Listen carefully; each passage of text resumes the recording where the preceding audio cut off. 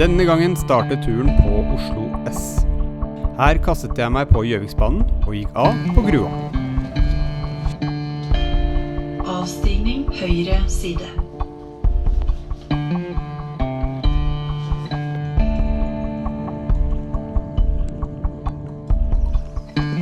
Fra Grua er det en 5 kilometers gåtur til vannet Mylla, hvor ruten Nordmarka Classic begynner. Denne gamle turklassikeren er en padlerute på 50 km som tar deg gjennom Nordmarka fra nord til sør. Ruten går over 14 vann og begynner med Mylla, deretter Ølja, Tversjøen, Skarvatnet, Buvatn og Pelsjusvannet, før Aklangen, Katnosa, Store Sandungen, Hakloa, Bjørnsjøen, Rottungen, Gåslungen og til slutt Øyungen, hvor turen avsluttes med en liten bæring ned til parkeringsplassen på Skar.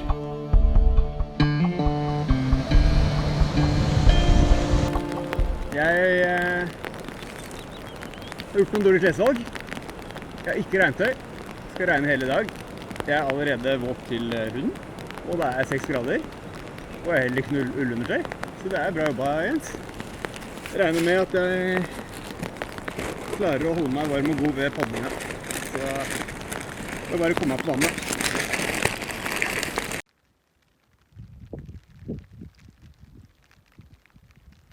Snart ferdig med å padle Mylla.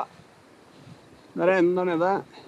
Det er regn, iskaldt, motvind. Så nå bare padler jeg egentlig bare for å komme meg videre til neste havn. Så blir det nok bedre utover dagen. Mylla er kanskje turens kjedeligste vann, og det var for meg en ren transportetappe. Det er greit å komme seg opp på østsiden i et hogstfelt kun 50 meter fra grusveien. Derfra er det 2 kilometer bæring på god grusvei ned til Ølja. Da er jeg ute på første bæreetappen. Fra Mylla og videre til Ølja, Ølja. Det er kaldt og vått. Jeg er gjennomvått. Og det er ikke sommer, det er 6 grader. Så det er egentlig deilig å begynne å gå litt, faktisk. Så ser det ut som det letter litt, da, regnet. Og det er jo bra, så får jeg kanskje tørka opp litt utover ettermiddagen nå. Jeg ser som vinden ler litt også, så dette tror jeg bare blir bedre.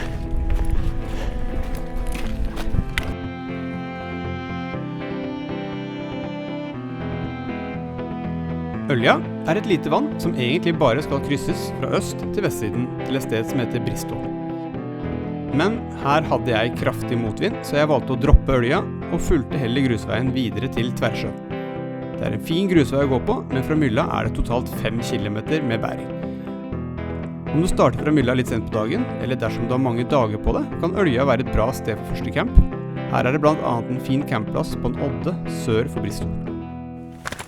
Da har jeg omsider kommet fram til Tversjøen. Det ble ganske langt å gå, faktisk. Men gikk veldig greit, det er ikke det. Men det var flere kilometer enn jeg trodde. Nå har jeg fått fremme, og forholdene ser jo mye finere ut enn det har vært før. Fortsatt ganske tåkete, men ikke noe regn. Og det ser ut som vinden har løyet en del også, altså. Så det her tror jeg bare blir veldig bra. Så er jo planen å komme meg så langt som mulig i dag. Nå er heldigvis værmeldinga meldt mye bedre i morgen. Så i morgen blir det bare kos. Får se hvor langt det kommer, altså. I hvert fall ned til Buvatn, tenker jeg, kanskje ned til Aklangen også. Vi får bare se. Vi får se. Men nå kommer jeg på sjøen.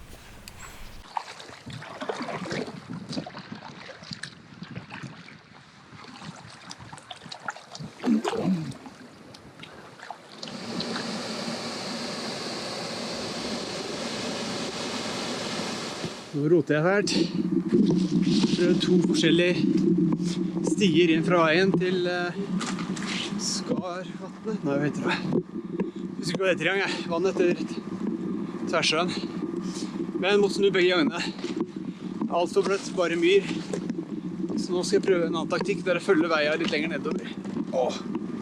Se om jeg finner en fin overgang ned på Skarvatnet. Tverrsjøen er et lite koselig vann, hvor det er enkelt å legge ut og komme seg opp. Jeg gikk opp rett vest for demningen og prøvde et par stier nedover mot Skarvatnet, men måtte snu begge gangene. Her var det tett med skog og myr, og jeg valgte å følge veien østover over demningen i stedet for, og fant da en fin sti som ledet meg rett ned til Skarvatnet.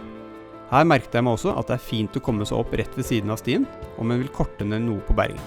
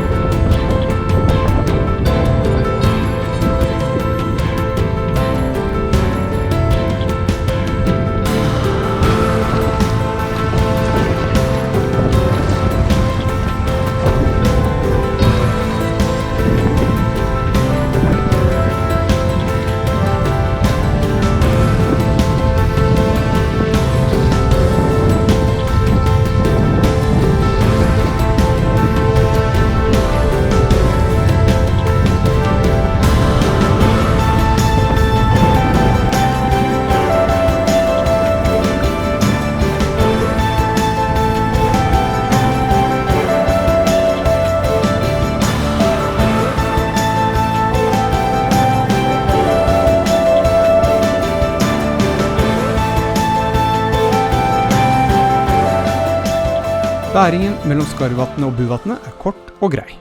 Det er fin plass å komme seg opp på østsiden av vannet, og det er kun 100 meter bæring på skogsti ned til Buvatn, hvor det er fint å legge ut.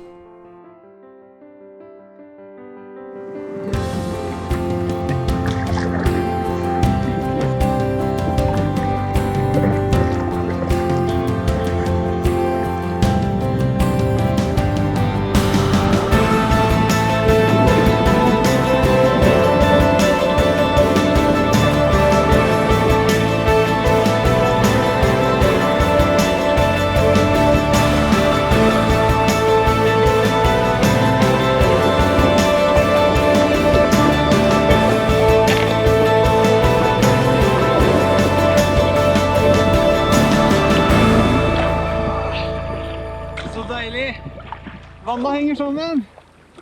Da slipper jeg å padle rundt. Det er veldig nydelig.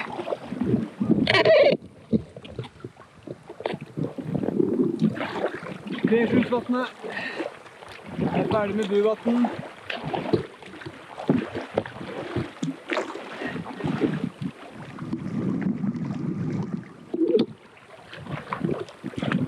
Persjusfjellet ligger fortsatt i tåka.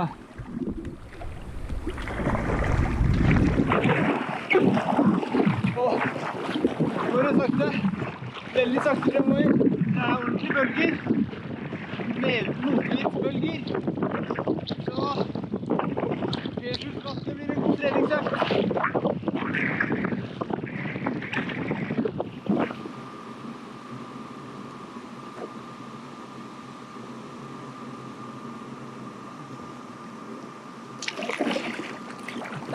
Persjusvatnet. Check! Da er det en liten bæretappe ned til Aklangen. Klokka er 4. Så har jeg holdt på non-stop uten pause i 6 timer. Så det går forover. Men jeg blir sliten, altså. Det har vært fysisk bra krevende dag. Det liker vi. Ved demningen sør i Persjusvatnet er det igjen fint å komme seg opp, og det er lett å legge ut på Aklangen. Bæringen etter Aklangen er lett å finne, tydelig å merke skogsti på ca. 1 kilometer. Aklangen! Yes! Se som vinden har løyet litt også. Rolig og fint her, altså. Herlig, herlig. Da blir det en kosepadling ut her. Og finne seg en camp før etter kveld. Da er jeg på Atlangien. Siste vannet for i dag. Regnet har gitt seg. Det ser ut som om skyene bryter opp. Så jeg tror det kan bli en ganske fin kveld. Nå skal jeg egentlig bare padle rundt i Atlangien og se om jeg finner en egnet teltplass. Og så tar jeg kvelden. Lager meg middag, kaffe. Rett og slett finne småkosten, altså. Bli tørr og varm. Det gleder jeg meg voldsomt til. Bli tørr og varm. Oi, oi, oi. Det er digg, ass.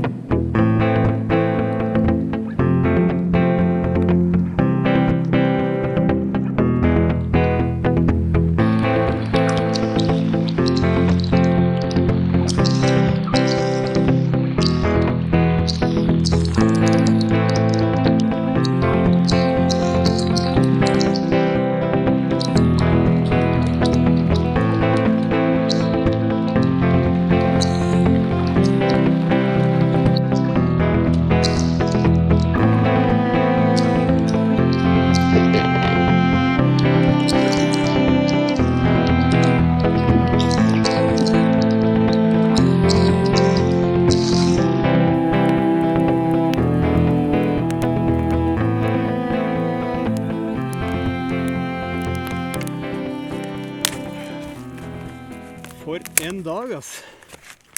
Den har bydd på alt man kan tenke seg. Det har vært utrolig kaldt. Det er jo kanskje tidenes dårligste research av meg da, før en tur. Det er meldt masse regn, veldig kaldt, snakker vi 5-6 grader. Og jeg skal være i en packraft på vannet i 3 dager. Og så har jeg ikke tenkt på å ta på meg noen klær som tåler vann. Det er jo helt hinsides. Jeg var støkkvåt før jeg kom fram til mylla. Og ikke har med meg noe ull heller.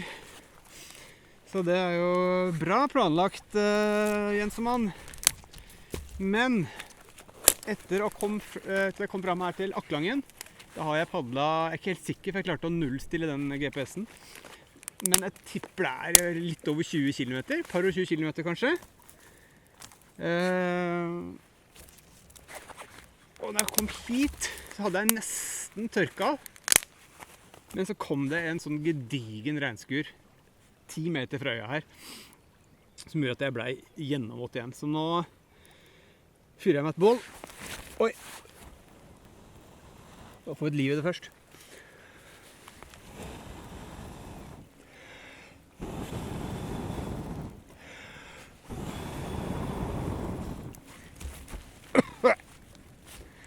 Det var en tjuvpakning, det.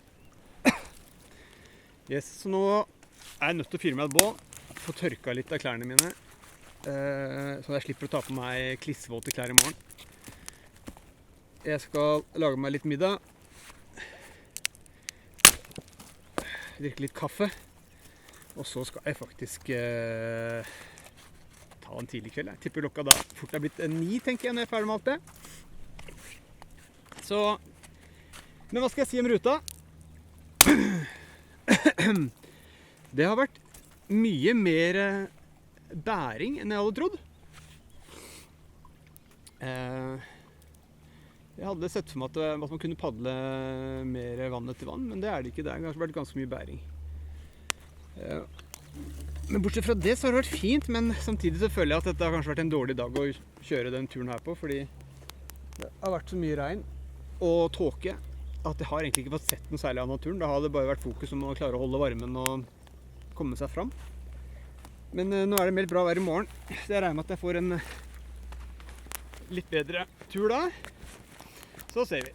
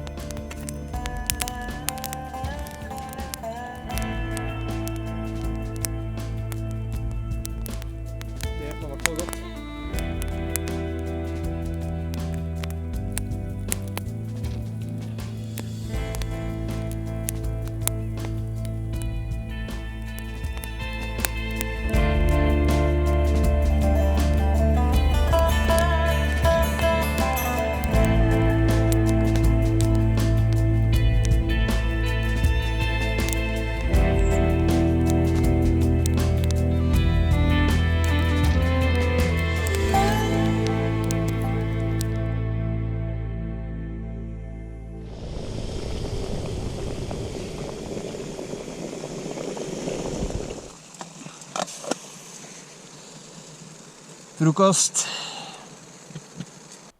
Her var nattens campplass. Og rundt sånn 10-tiden så hørte jeg masse lyder utenfor teltet.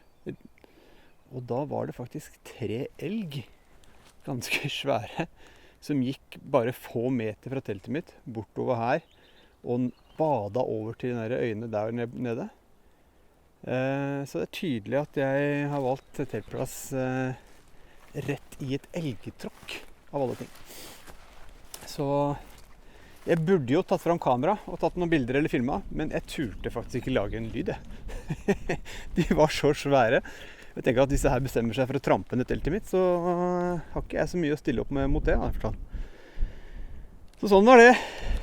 Der koste de seg, disse elgene. Så nå er jeg ferdig med å pakke sammen alle tingene mine. Skal egentlig bare kaste meg på vannet nå. Så det blir deilig å komme i gang. Få litt varme inn i kroppen og begynne litt forflytning, så det blir bra. Akkurat nå, ut av Akkelangen er det faktisk medvind nå, og det er deilig, vet du. Alright, da er det bare å sette i gang. Klokka er 8:09. Jeg tipper at etter den siste finpakkinga og få overklare båten og sånt, så tipper jeg på vannet til 8:30. Og det er ikke så verst, da har jeg 1,5 time tidligere start enn i går. Så da bør jeg kunne klare å legge bak meg en del kilometer, tenker jeg. Yes, vi talast om litt. Så deilig å starte dagen i sol, ass. Fantastisk.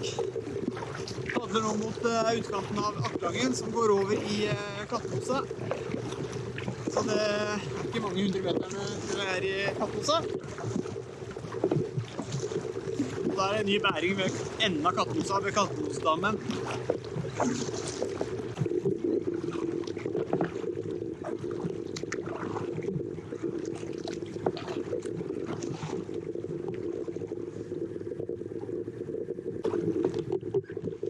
Kattemosa.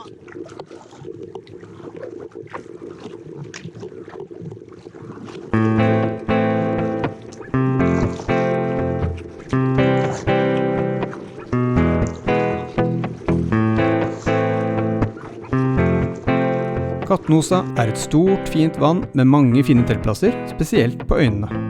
Det er lett å gå i land ved Leveringsvika, og derfor er det en god sti opp til veien som kun ligger 50 meter unna. Bæringen ned til Store Sandungen er med sine 5 kilometer blant de lengste på turen. Men det er en bred og god grusvei, så forflytningen går veldig lett.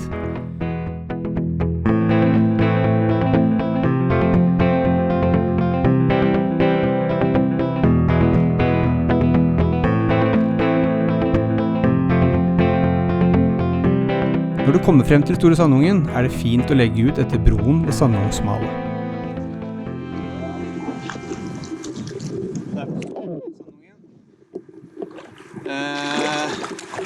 Det er akkurat her. Jeg tipper jeg får ikke mange meterne ut her før det begynner å blåse godt. Det er heftig med vind, men jeg tror igjen at det er til mitt favør, det der. Jeg tror jeg får med meg faktisk, og da går det bare fort. Det er sånn. Nå er det Store Sandungen. Jeg har brukt 2 timer fra Akkelangen og hit, så det har gått ganske radig. Nå har jeg holdt høyt tempo.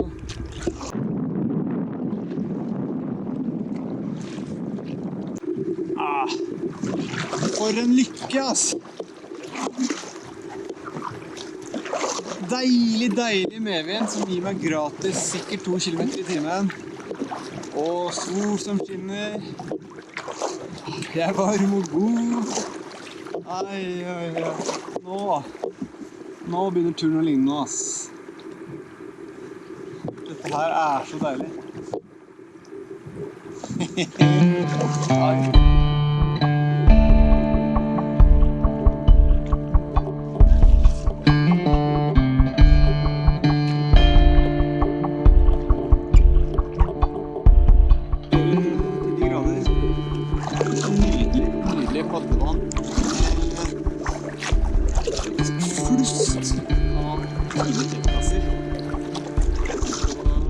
Store Sandungen var en stor positiv overraskelse.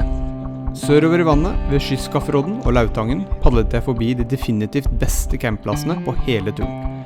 Her var det fantastisk fint, og her skal jeg definitivt tilbake. Nederst ved Sandungsdammen var det veldig fint å komme seg opp, rett ved grusveien hvor bæringen gikk videre til Hakloa. Jeg padlet Store Sandungen, er på vei ned til Hakloa, og se her var det flott.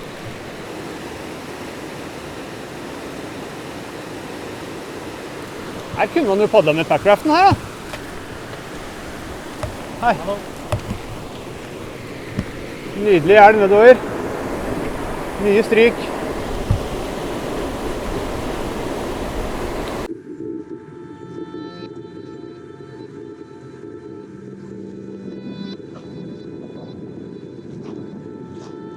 Da er jeg på Hakloa.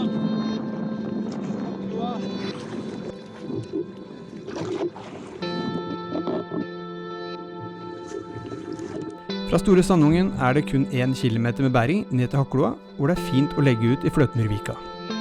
Hakloa var egentlig et ganske kjedelig vann, etter en transportvann uten de fineste campplassene. Det er lett å komme seg opp flere steder langs vestsiden av vannet, og grusveien følger vannet hele veien. Etter Hakloa er det en 2 kilometer bæring på grusveien ned til Bjørnsjøen. Her har vi Bjørnsjøen. Den er jo fin, den.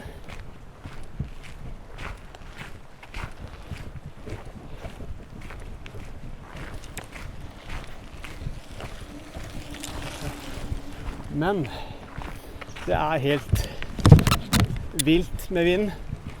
8-9 sekundmeter mente en av de kanopadlerne som også stod på land der og ville avvente litt.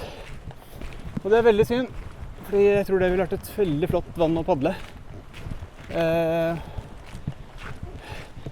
Og dessverre må jeg da gå bilveien til Rottungen. Positivt i det er jo at det er en ordentlig vei. Det er jo en skikkelig grusvei å gå på. Men det er allikevel 8 kilometer da, med denne 30 kilos pakningen. Så det er litt strekk i regning. Jeg hadde gledet meg til å padle det vannet her. Men det er det bare å gå. Det er ikke så mye annet å gjøre med det. Det kommer ikke til å le noe særlig nå heller, så...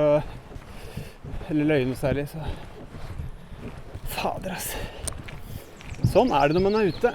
Da er det mye... som er uforutsigbart. Så får vi bare traske på. Ved Bjørnsjøen er det en fin plass for sjøsetting få meter fra grusveien. Herfra skal det være en superfin padling ned til Bjørnholt, hvor det også er enkelt å komme seg opp. Det skal være flust med flotte teltplasser, spesielt på Storøya og Brentøya. Det skal også være mange fine plasser nord i vannet. Dessverre blåste det for mye til at jeg kunne padle Bjørnsjøen, og jeg måtte fortsette bæringen rundt Bjørnsjøen, forbi Bjørnholt til Rottungen. Da ble det fra Hakloa hele 8 kilometer på grusveien.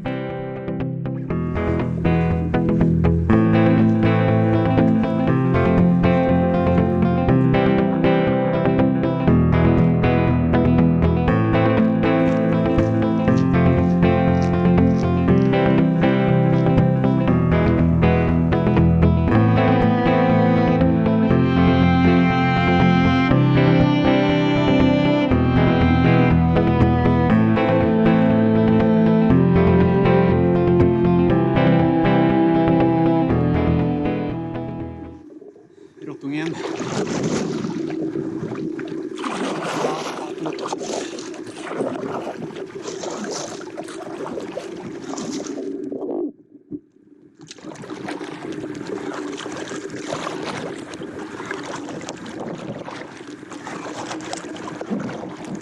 Rottungen er et fint lite vann.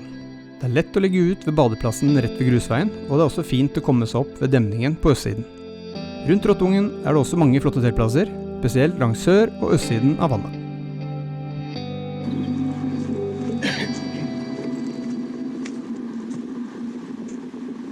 Da har jeg padlet ved Rottungen, og går ned en sti nå til Gåsrungen. Og den tror jeg henger sammen med Øyungen. For det er vel dette her siste bæring for meg før jeg pakker sammen i morgen. Hvis jeg er heldig. Vi får se. Nå er egentlig planen bare å komme seg ned på Gåsrungen og padle meg inn i norddelen av Øyungen. og se om det noen ledige plasser å sette camp. Bæringen fra Rottungen til Gåslungen kort og grei. Bær bort til grusveien bak demningen, og følg denne nordover til du ser en stor åpen sti på høyresiden ned til Gåslungen. Her det veldig fint å legge ut.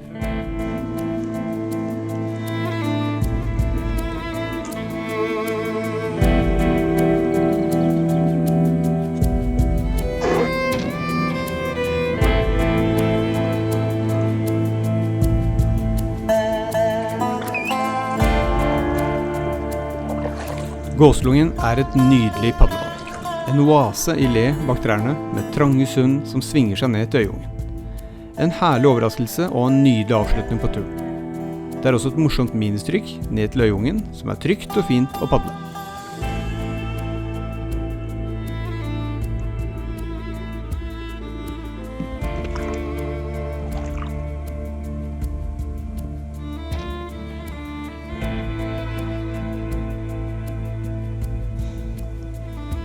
Gåslungen. Her var det overraskende fint, altså. Enkel å komme seg hit også, som man padler opp fra Øyungen. Utrolig koselig, fint strand. For en finale, altså. For en finale. Le på vinden. Det landskapet padler. Ute i Øyungen her borte.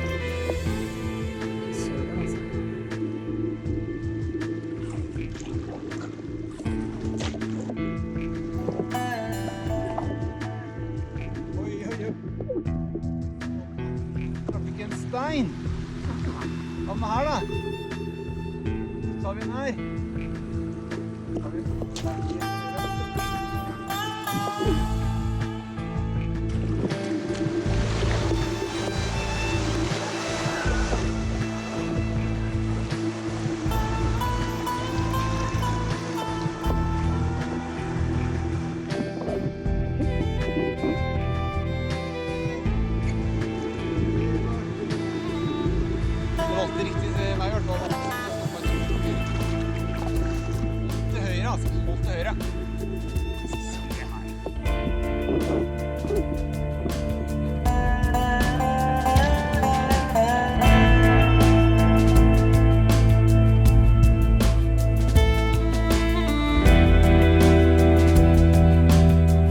Nordmarka Classic uten tvil en superfin rute, som tar deg vannveien gjennom Nordmarkas padleperler.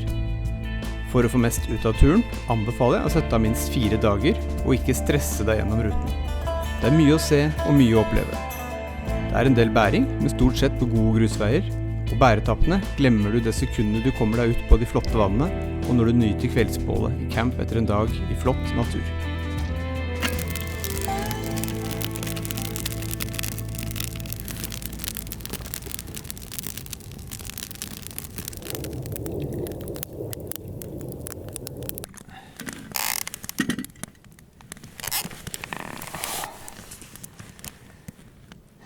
Det ble en bra dag. En veldig bra dag. Fy søren. Det har vært egentlig en ren sånn transportetappe i dag på meg. Det ble litt over 30 kilometer, faktisk. Tok meg 8 timer, men da hadde jeg ingen pauser i dag. Altså. Det gikk i ett fra jeg forlot campen på Aklangen til jeg her nå ved nordsiden av Øyungen. Så det har vært en betydelig mye bedre dag enn i går. Det utrolig hvor mye været har å si, for turopplevelsen. Samtidig så ville jeg ikke vært det foruten heller. Det jo da man nyter sånne kvelder som det her i enda større grad. Da. Så det det handler om å være på tur. Uforutsigbarheter. Mens siste delen, det synes jeg i hvert fall var virkelig indrefileten, altså. De små vannene, Rottungen, Gåslungen og her på Øyungen. Nydelig, nydelig vann. Utrolig smale, fine... Nei, det var masse gode teltplasser i området her. Så, nei, hit tror jeg kan komme tilbake igjen, altså. Man kan jo legge ut fra Øyungen her og padle oppover også. Så det var veldig, veldig bra.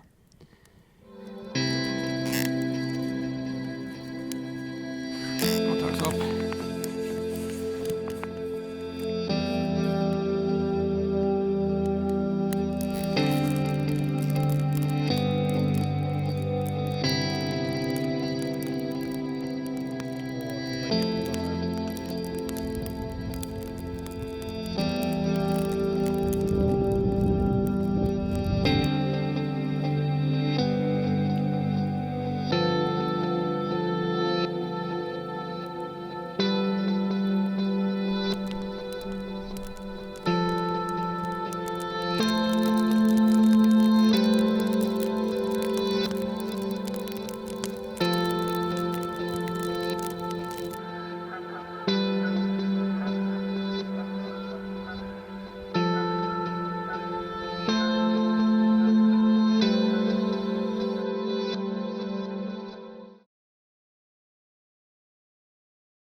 Oi, nå har jeg ligget her i soveposen og lest og drukket kaffe og kost meg i nesten 3 timer.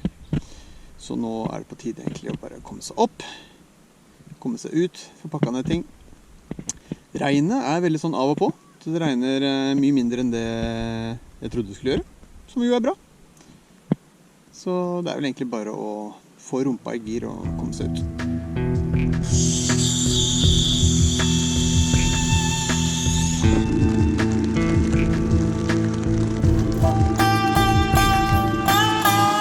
På Øyungen er det alltid mange som camper, og om du vil være litt for deg selv, vil jeg anbefale å holde deg til nordenden av vannet. Nordmarka Classic avsluttes ved demningen sør i Øyungen. Her er det bare å pakke sammen tingene og ta siste bæring ned til parkeringsplassen på Skar. Øyungen er et veldig populært og tilgjengelig vann med en haug av gode teltplasser. Jeg telte over 15 telt da jeg padlet hjemover. Personlig så liker jeg dårlig slike områder, der jeg foretrekker å ha det mer øde og mer urørt.